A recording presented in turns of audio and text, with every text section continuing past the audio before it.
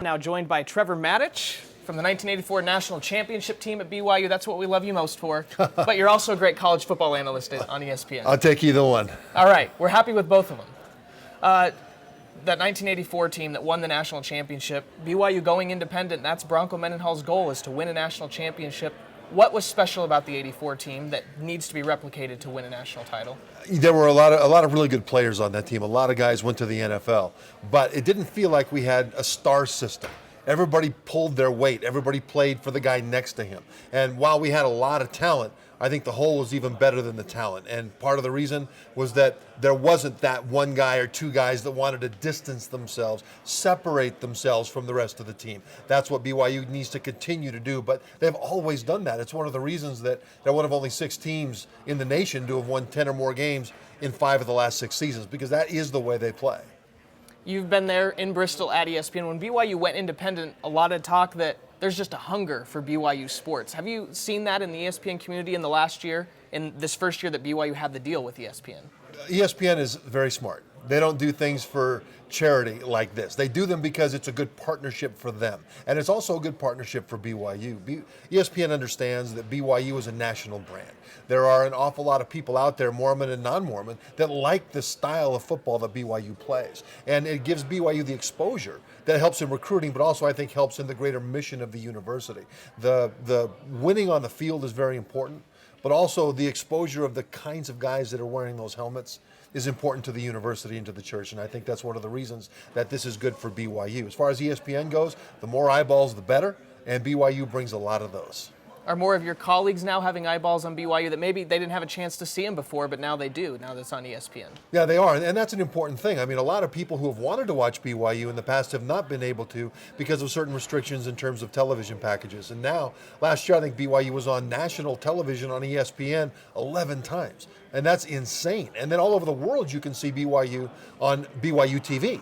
So this now is a program that's got as much exposure as it wants to have. There's no way you could have more unless you were to broadcast on Mars. So it's actually exactly what the program was trying to get to. It's taken a while to get here, but now they're here. Now, the next step, keep winning. As an alumnus of the football program, how exciting is it to have this kind of national exposure? I think it's fantastic. And again, I think what people don't understand, unless there's more than just exposure on a football game itself, is the nature of the place. BYU is a special place. A lot is talked about of the standards of BYU. And really over the last year or so, there's been a lot of that in the national media and people really trying to understand for the first time what it's about. And what they don't understand, and I think it's important that it get out there, is that BYU does not want recruits to come in and shoehorn their lifestyle to fit into BYU standards. BYU wants recruits that already live this kind of lifestyle, that already want this kind of college experience for their 4 or 5 years at the university. And then they fit in and they mesh. And that concept is new to people. They think, well, BYU has all these standards, it's hard to recruit, they have to get people to change. No. BYU loves the standards because they have a style of play that fits the kind of kid that comes here. And so the exposure of that, I think, is something that will be new to a lot of people that already like the sports side of it.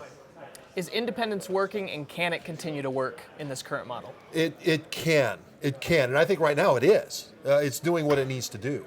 The thing that we'll need to find out, though, and we'll talk more about this on BYUtv over the next several hours, is what happens with Notre Dame.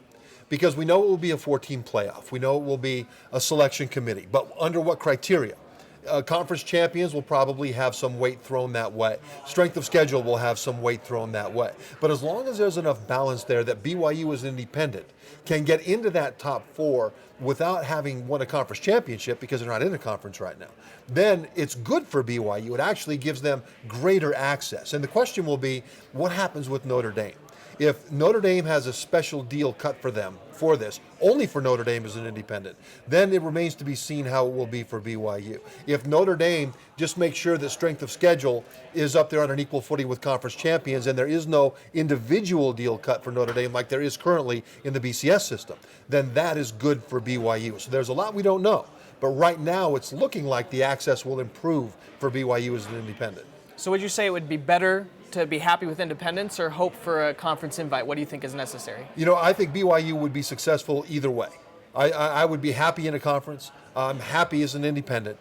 The big question is access to that field of four for the national championship. And as long as BYU can still get there reasonably without winning a conference championship, then that is good. And the way to do that for BYU really is to go undefeated, have a strong strength of schedule so that the selection committee will look at that strength of schedule as the selection committee in basketball does, and then put BYU in there in those years where they rank highly and those things happen. So as long as that's there, then BYU does have a path and independence will work. When you look at the 2012 schedule coming up this year, which games excite you the most? Well, at Notre Dame. That is fantastic. That was the easiest question I've asked you all day. Right, at Notre Dame. But the thing is, BYU gets to spread it around this year. They're at Georgia Tech. That's in the ACC conference, but in the state of Georgia down there, right next to Florida, right next to Alabama, that's SEC country that BYU is going to go into and get a chance to show what they're able to do in addition to ACC country. And then, of course, at Utah, that game might go away at least for a little while. So this is an opportunity for BYU to get those bragging rights over the course of at least the next several years. So really, there are several games that really stand out.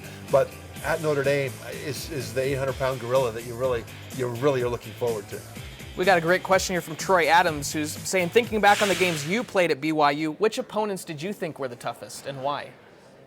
It was always tough to play Utah because they hated us. And we found them to be slightly disagreeable ourselves. But yeah, we kind of slightly. Yeah, from a football standpoint, it was pretty intense. From an athlete standpoint, that national championship year, we opened with Pitt.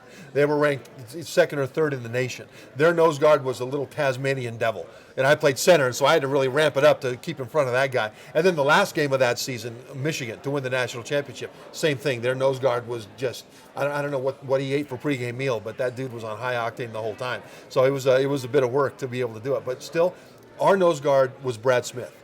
And I had to play against him in practice every day. And as good as the Pitt guy was, as good as the Michigan guy was, Brad Smith was the best nose guard that I played against that entire national championship season. And you probably played against some pretty good ones. I played against some very good ones. And they're all different styles. For me, I was always best in space. I was best, pass blocking, pulling around, leading sweeps from the center position. If a guy was like 5'11" and 500 pounds, so that, if he was 2 inches taller, he'd be square. That was kind of tough for me because I was tall and lanky. And so just different techniques I'd have to use against different kinds of people. Now, Riley Nelson this year wants his offensive line to slim up. He doesn't want any guts. Would that have flown in 1984? Yes, that's the way we were. I weighed 262 senior year. Now, that was a while ago. We didn't have all those 340-pound guys, but I think Riley Nelson is right about that. Last year's offensive line was very powerful, very good going straight forward. But when defenses began to move around to force them to slide and stay in front of guys, they weren't as effective as they would have liked to have been. So I think the trend in college football right now on offense is to get smaller, get more mobile, spread the field a bit more. Now, BYU is not a spread offense, but the ability to be able to get an individual in space and win his battle in space when they need to is important. And I think BYU offensive line being a little lighter, a little leaner will allow for that. Also keep this in mind. Riley Nelson is more of a running quarterback, more of a scrambling quarterback. More often than many other drop-back quarterbacks, he will bug out of the pocket and take off.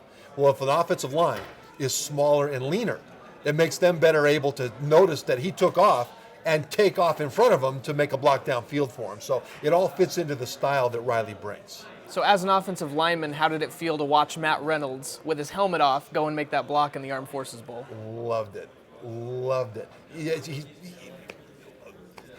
Although I was worried for the guy. It is kind of insane. But the thing is, as long as everybody stays healthy and he stays healthy, that's fine. You got to be smart about it. I mean, what I don't want is for high school kids to have their helmet pop off and then go jump into a pile so it makes for a good YouTube video. But the thing about Matt is that he understands how to protect his head a little bit. And I like it that he sacrificed like that. And that comes back to the style of player that comes here, the style of recruit, the style of play that Bronco Mendenhall, the head coach, requires of his guys. And that is, you don't play for yourself. You play for the guy on either side of you. They are playing for you. And when that gets put together, it's like a chain link fence, and it becomes stronger than the sum of the parts. And that was an example of Matt Reynolds doing exactly that. His teammates needed him to get in there and make a play, and so he did. A lot of people were expecting Matt Reynolds to get drafted at the NFL Draft. BYU in the last few years, maybe with the exception of Austin Collie, has kind of struggled in the draft. Is it because they're older? I mean, why do you think BYU has struggled maybe getting guys drafted higher? You know, it's hard to say. It's hard to say because when you look at their success on the field, it's there. They're winning the games. Again, look at BYU as being one of only 6 teams in the country that have won 10 or more games in 5 of the last 6 years. Only 6 teams have done that. And yet BYU doesn't have the guys drafted. And so part of the reason there is that they're kids that are coached up, that play well together as a team. But they're also really good athletes, and whether or not you're drafted often comes down to timing and a few other things. So I think Matt Reynolds will have a good NFL career. And I think it would be a mistake, a big mistake, to suggest that BYU does not have elite athletes just because in a year or two the NFL doesn't recognize or doesn't choose some of the seniors off of those teams. A lot of great athletes are coming to this school.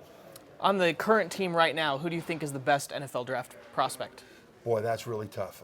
There are a few, though, that I would look at. Kyle Van Noy, Romney Funga from the defense.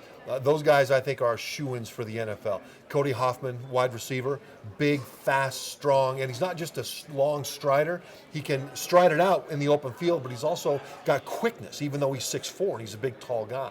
And so these are guys I think that the NFL would really be salivating over. But really, if I were an NFL team, the first guy that I would want to grab is Funga. He's a nose guard. He's one of those guys that makes a pile in the middle of the line. Now, he's one of the reasons BYU defense was ranked 13th in the nation last year and could be even better this year, because typically BYU hasn't had enough big, strong, powerful offensive linemen. So the linebackers and everybody have had to stunt and hit gaps and things like that. Well, this year, with Funga coming back and with the other defensive linemen, they have the same ability that they had last year for their defensive line to stand in and hold their own by themselves without any stunting. And so Funga is the guy to really watch for in the middle of that defensive line. Has BYU had this good of a defense since '84? A pretty good defense in 1984. You know what? That defense was phenomenal. A lot of those guys went on to the NFL.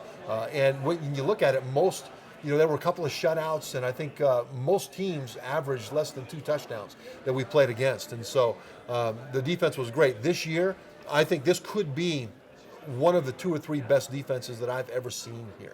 You know, they need to replace some experience in the secondary, but they've got some young guys coming up that are very talented, very athletic. So the secondary, even though it loses some experience, could be even more effective. Linebackers have always been good here, but this group coming back is phenomenal. I mean, I love Kavinga and Ogletree. I've talked to Bronco Mendenhall about them, and he said they're pretty much crazy. That they're soft-spoken, they're good kids when they need to be. But on the football field, they are wild men. And they're fun to watch. And then a guy like Van Noy, who has such a nose for the football and such great closing speed. You know, it's hard to block these guys because it's hard to stay in front of them. And if you do manage to stay in front of them, they will hit you in the mouth. And so this group of linebackers will be one of the best groups of linebackers in the country. I think, you've got schools like Alabama and LSU that'll probably be the very best at that position. I think BYU snugs up right below that top group for linebackers nationally. All right. Well, thanks for joining us, Trevor. Really quickly, your bold prediction, BYU's record in 2012. I think if BYU wins 10 games this year, it'll be a better season even than last year because of the schedule, and I think they can get there. All right. Trevor Matich, ESPN college football analyst and national champion with BYU in 1984. 10 wins. We like that for BYU. Thanks for being here with us. We'll see you the next hour on BYUtv. I'll be down there. All right. Thanks, Trevor.